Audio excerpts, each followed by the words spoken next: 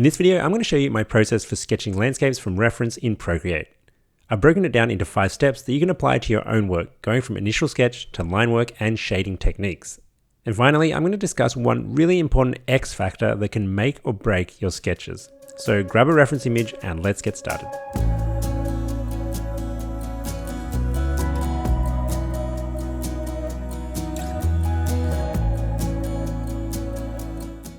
Okay, here is my reference, and the purpose of an underdrawing is to give myself a guideline for later on when I do my final lines. And before I start, I like to analyze my image and kind of just understand the elements that are inside of it. So whether you're using this reference here or you're using your own, try to look for different elements such as the foreground, midground, and background. This image reads really cleanly. So you can obviously see a foreground here with all these stepping stones and the family. Then you've got your midground where there's that riverbank and bridge. And then finally we have our background, which is this line of buildings here creating a horizon. Now, of course, every reference image is different, but hopefully if you see how I break down this image, it might help you understand how to do it in other images as well. So when I look at this, the first thing I see is this foreground is actually half of the image. So if we drew a line splitting this canvas in half, it would roughly be here. If I use my super scientific way of measuring, if I drew that, that kind of looks like half. So I would do that. I would chop it in half first. And then the other big thing that I notice is actually this bridge is actually chopping the image in half again vertically. So if I drew a line down here, that's the distance of the bridge to the edge of the canvas. The next thing that I look for is anything that sits on the thirds of the canvas. And by thirds, I mean, if I were to split this into thirds horizontally or vertically. So for example, the family is sitting on the third here. Let me do a new layer on top just so I can show you. Kind of like that. So you can see the family sits on that third line.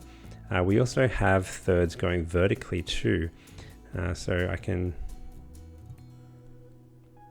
do something like that.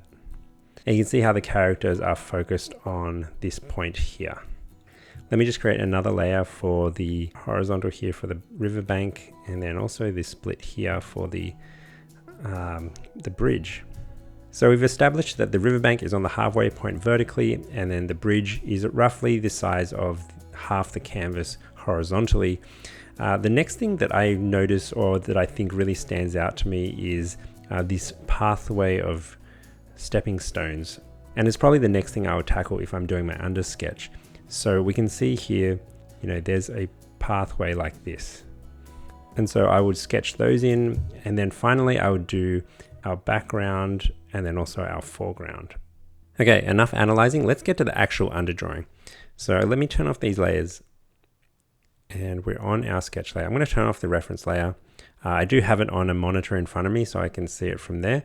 Let me close this layers window and let's go choose a brush. And I'm going to be using a brush from my custom sketching brush set. It's called the Fuzzy Graphite. And you can use whatever brush you like, but if you do want to get this brush set, you can go to my website. It's available for purchase, and all purchases go towards helping support the channel and allow me to continue making art and videos for you guys. So what's great about this brush is it's pretty soft. So you can see it's pretty fuzzy. I can reduce the size a bit, and it looks kind of like this. So the first thing we're going to do is actually split this canvas in half. So, roughly like that. That's not even the halfway point. Maybe like here. And again, we're going to split it in half again. And I know that my bridge is somewhere like this.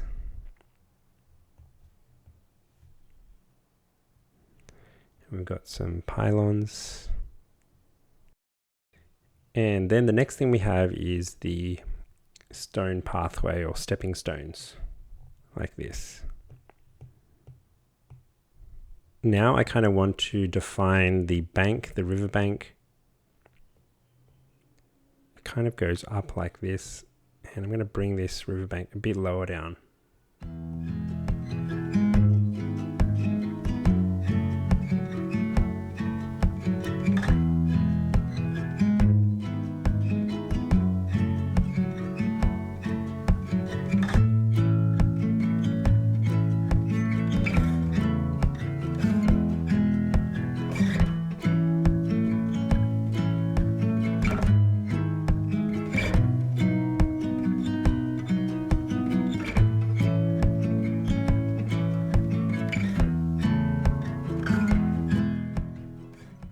Now you'll notice I've been doing a lot of like cutting out and resizing things. So just now I cut this entire section and resized it down.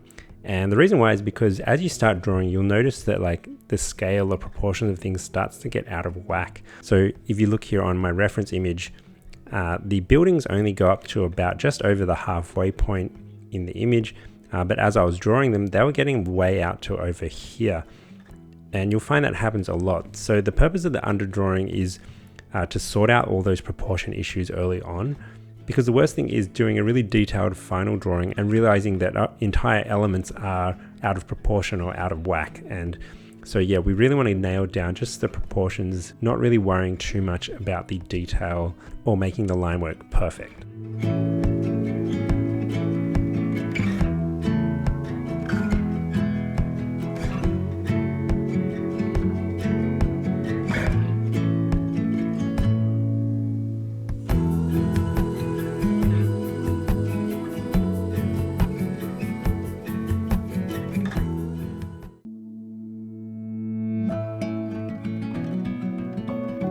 So the first thing I do is create a new layer on top of my underdrawing, and then I reduce the opacity of the underdrawing. And you want to make it light enough so that you can still see kind of roughly where things should be. But at the same time, you don't want it to be too dark, because if it is too dark, you start attaching yourself to that underdrawing. And now we're going to switch brushes. So I'm going to use my Copic multiliner. This is essentially like an inking felt tip pen. If I draw, you can see it looks like that. You can use any brush you like, but again, if you do want to support the channel, please go check out my website, jaywalkerpictures.com, and there you can download either the sketching brush set or the complete brush set. Gives you all my custom brushes, and every purchase goes towards supporting the channel, so I really do appreciate it. Thanks, guys. All right, let's begin. So where should I start? Let's start with the bridge, because I think that is a really solid structure. And I'm going to try to avoid using any type of programmatic assist from Procreate. So you see this line I drew right here? I could have just done this and held down the pen and made a directly straight line, but I don't want to do that.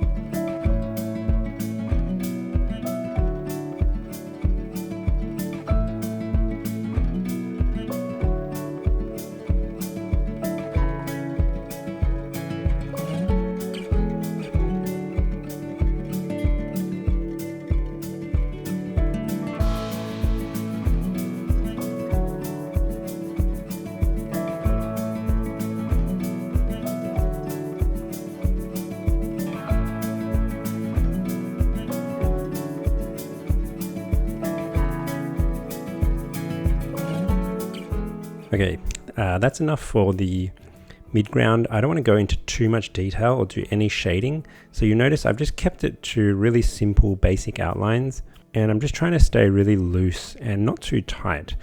For me personally, I find I get really tempted to start detailing things or wanting to shade or crosshatch. But it's really important to avoid that temptation. What we want to do is do a full pass on the entire image, foreground, midground, and background, with just this really simple line work layer. And then we can evaluate it as a whole and move forward. So let me now create a new layer, and I'm going to use this for the background.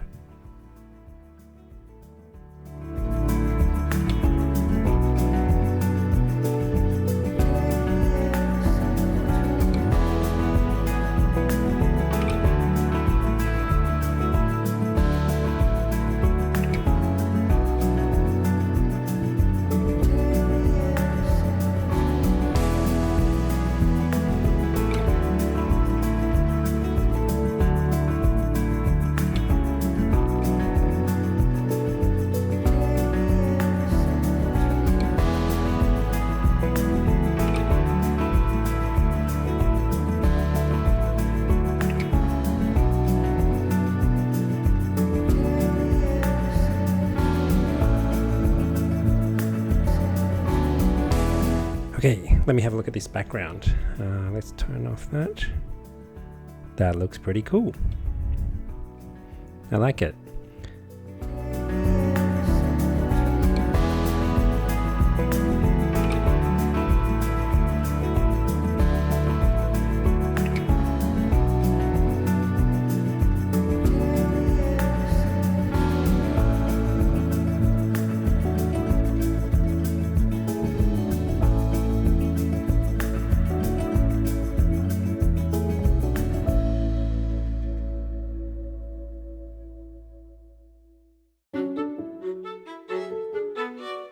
The first thing we want to do in this step is turn off the underdrawing. So I'm going to go turn off this and just look at this artwork or illustration as a whole, and I can kind of start to look for areas I want to clean up or detail even more. The first thing I want to do is deal with this bridge, and if we look at our reference, you can see there's a lot more detail on this bridge than what I have in the drawing, particularly like these vertical struts or pylons. I'm going to try to add a bit of detail just to suggest that. So let me go to that layer. Here it is. And I'm a bit nervous to add this, so I'm going to add it on a new layer. And I'm just going to kind of do this.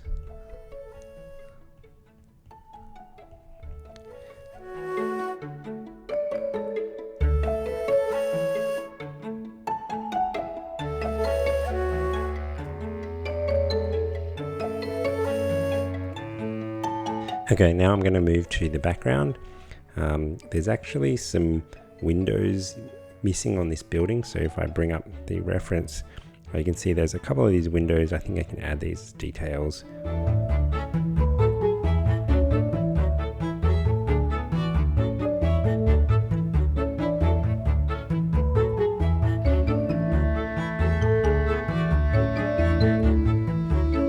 Okay, and the final thing I want to clean up is actually the foliage throughout the scene.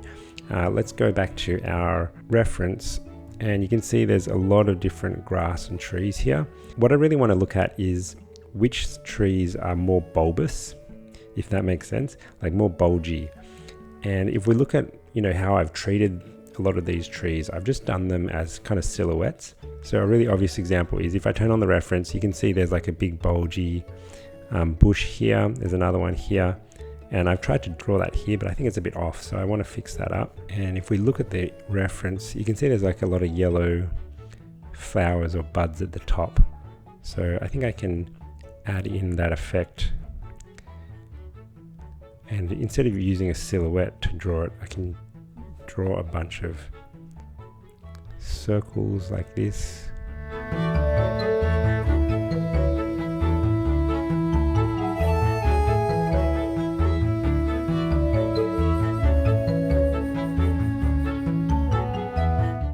Now I don't want to do that for all of my trees. I only want to do that for trees that are closer to the focal point of the image, which is, this foreground and midground level.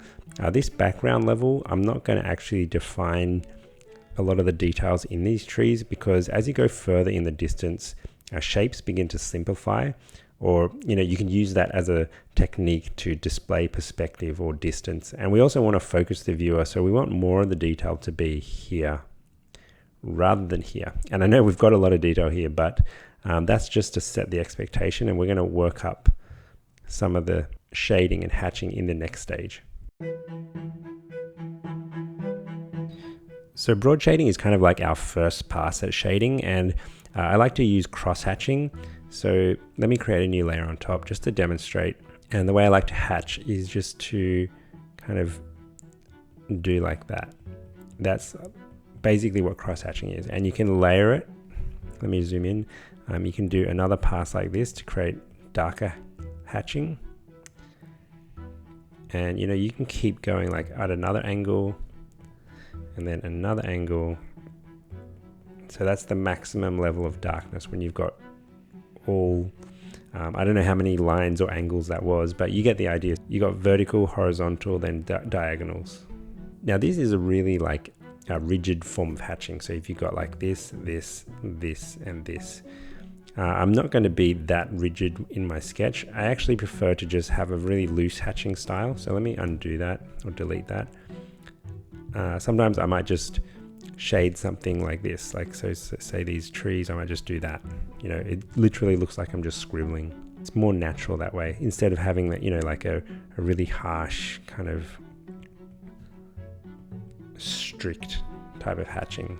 And I also vary between different hatching styles depending on what I'm hatching. So for example, if it's a tree like this, yeah, I'll be really loose because I want to mimic kind of the chaoticness of the foliage, right? Whereas something like the bridge, maybe I'll be more rigid and more structured in my approach because this is concrete. So you get the idea. I use cross hatching and I vary it up depending on the nature of what I'm hatching or shading.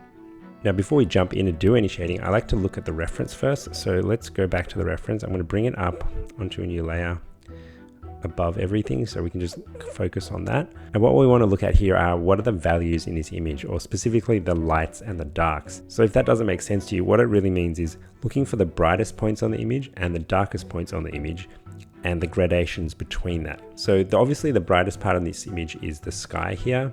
That's really, really bright and white.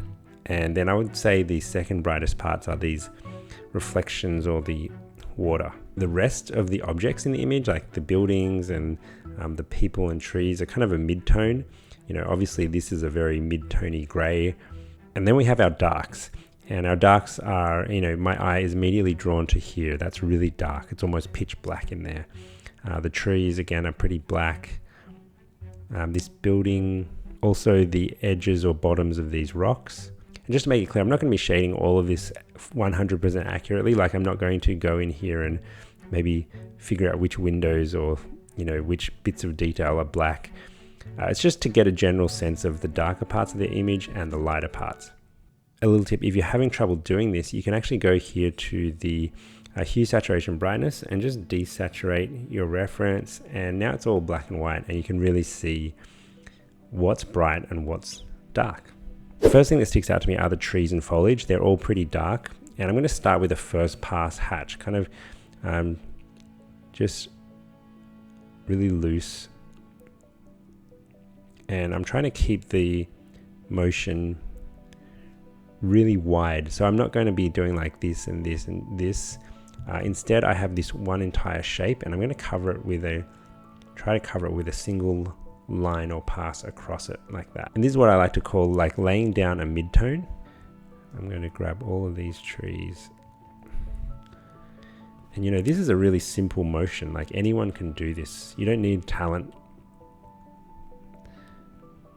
It's just literally just lines. A huge tree here. I'm actually going to do that one afterwards. Let's just hit these small ones first.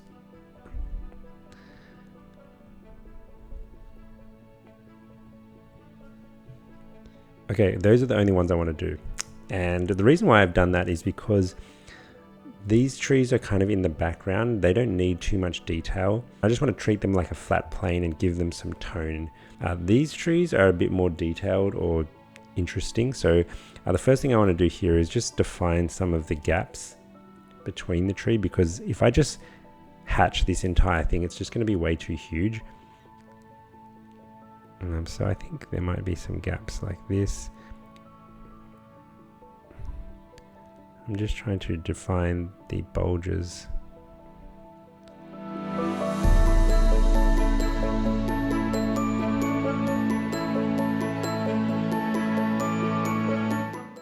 So you'll notice I'm not going across the entire shape, not like this.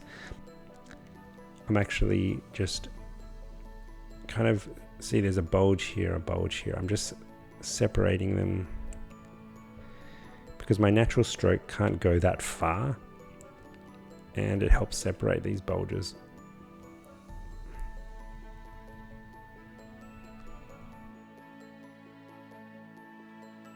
Okay, I'm getting a bit messier here. I'm just running it over. I think I'm getting too tight with my hatching, so. Okay, now I want to deal with some of these bushes here, and I'm going to treat them a bit differently. So instead of such a neat hatch, I'm going to be a bit more messy because they're kind of shrubbery and grass. but still keeping with that one line approach. So see how I'm just covering the entire height of this shrub. I'm not like doing like bits and pieces like that. Just keep it as one pass. I'm also varying the angle just for a bit more chaos. It's kind of like you're roughly coloring in.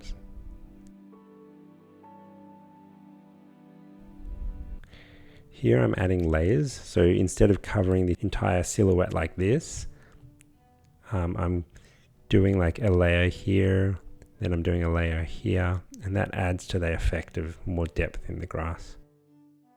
And I'm not worrying too much about form or shape of the grass or shading the bulbous form. I'm just laying down mid-tone.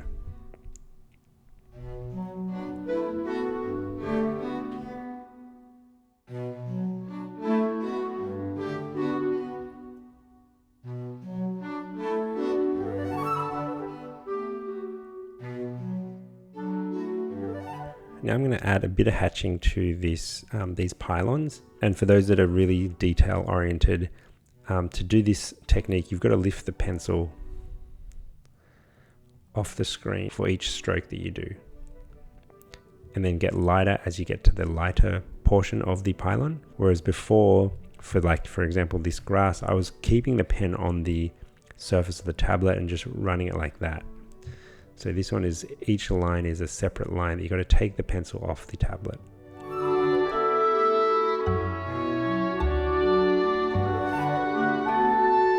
So I'm going to add some shading to this riverbank, and I'm varying the angles to try to describe the form. So this is like a concrete riverbank that's kind of sliding down into the water.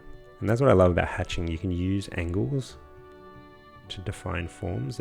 Angles create patterns. So, you know, this angle is different to these angles, and so it helps you define different objects. I'm going to do the same here.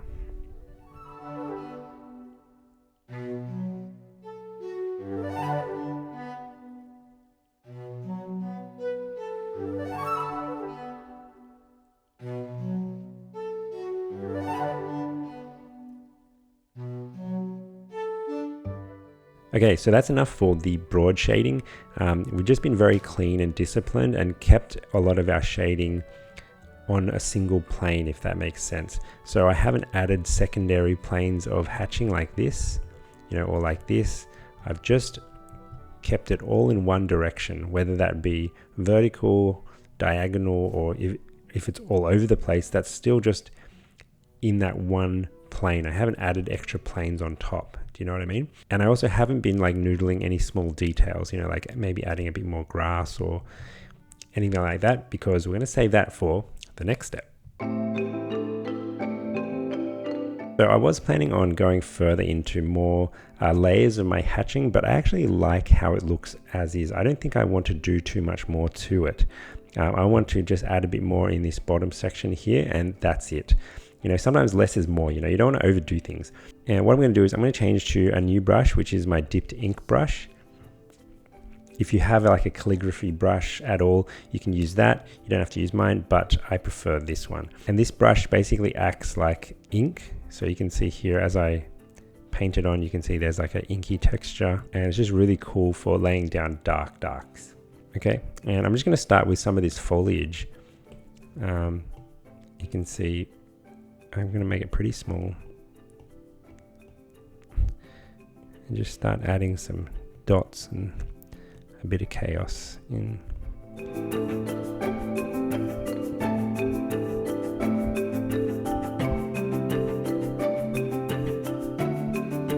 I'm going to use it to add in some deep darks.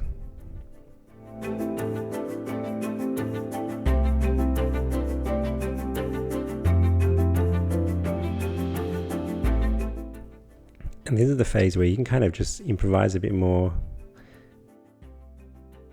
add details, and just make it look interesting.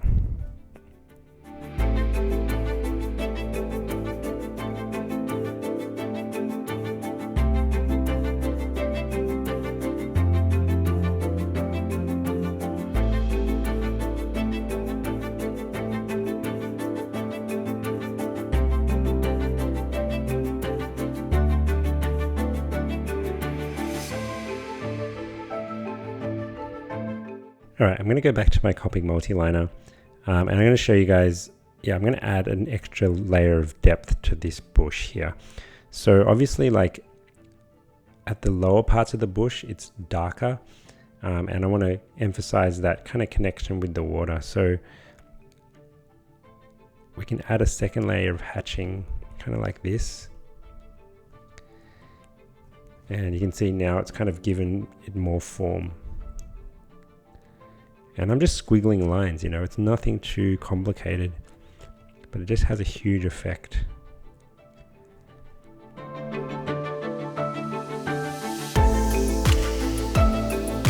And I'm going to dive a bit deeper into the background. Now I keep saying I'm not going to, but I am going to. Let's just see if this works. So I know that this area is really dark under these pylons. Let's try like this. And then just lighten it as you go out. So start out dark in the darkest corner and lighten as you come out. Same thing again here. And then lighten as we come out. And yeah, that's a good effect. Cool. Okay, I'm just going to add a bit of extra random details. Some grass. Okay, I'm going to call this done. Originally, I planned to do a lot more cross-hatching and shading. I thought I would be detailing this a lot more, but I'm just super happy with how it looks already with this initial pass. And it just feels really clean and crisp. I like this kind of loose style. And speaking of keeping things loose, I want to segue into my final point. And this is the X factor that I was talking about at the start of the video that can make or break your artworks. This is a really deep and kind of intriguing topic that took me many years to understand. So I'm going to explain it in more detail and try to see if this is happening to your artworks as well. So the first way I'm going to explain this is, let's look at the original reference. So I'm going to bring it up underneath. And I'm going to lighten the reference a bit so that we can see our sketch as well. And you can roughly see the placement of objects. And it's actually completely off, right? Like, you can see the characters, these people are here, my characters are here. There's rocks here, but I drew my rocks here.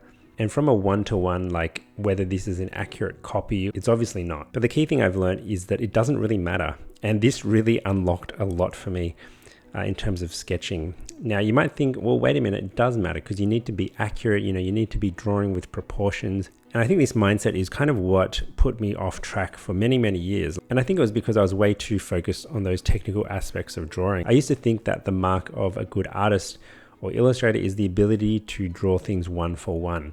So if you've ever done art classes or looked up any tutorials online, a lot of lessons will teach you how to copy images from reference from life, and they'll tell you to use things like the measuring method, where they might say, use the tip of your pencil to measure the size of this character, or even place a grid on top of your reference image and then place a grid on your paper or canvas and use that grid to draw or keep your elements in alignment. So that really push this idea of like copying one for one, and I would really like force myself to stick to that. And it sounds really stupid, but that's the issue, right? We're supposed to be drawing art, like we're supposed to be creating stuff with our own twist, not just photocopying something one for one. And just to give an example, let me show you an artwork I did not too long ago. I think it was about a year or two ago.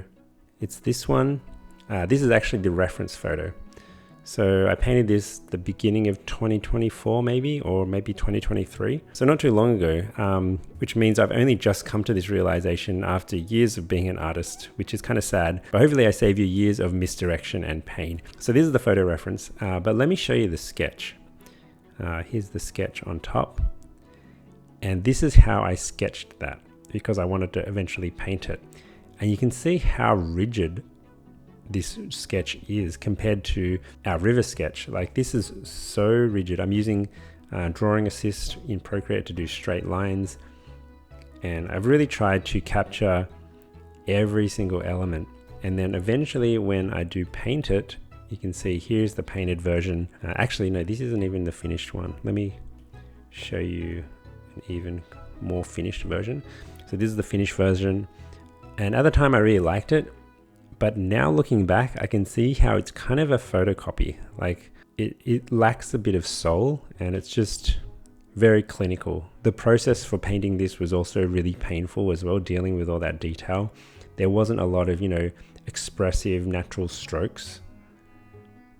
It was just very much about, oh, this pixel is this color, paint this, push this. And I think it shows. Let me just show you the sketch again. Okay, so here's the sketch here. And then let's go to our most recent sketch here. And this is so much cooler. And not only that, it was much more enjoyable to do. It was really therapeutic doing this hatching, and even just the line work and being really loose and not having to worry about this line being straight or having every single pylon being outlined perfectly. Just using bits of scribble to delineate these structures underneath the bridge. It's just really beautiful and natural and flowing. Anyway, that's all I really wanted to say. I'm really happy with this piece, and I really hope that this process, and especially the last point, can help you guys improve your landscape art and just your drawing skills in general. If you're interested in using this brush, it is the Copic Multiliner. It's part of my custom Jay's sketching brush set. It's available on my website, jaywalkerpictures.com, and all sales go towards helping support the channel and allow me to continue making more art and videos for you guys. Thanks for watching, guys, and I'll see you all in the next video. Bye.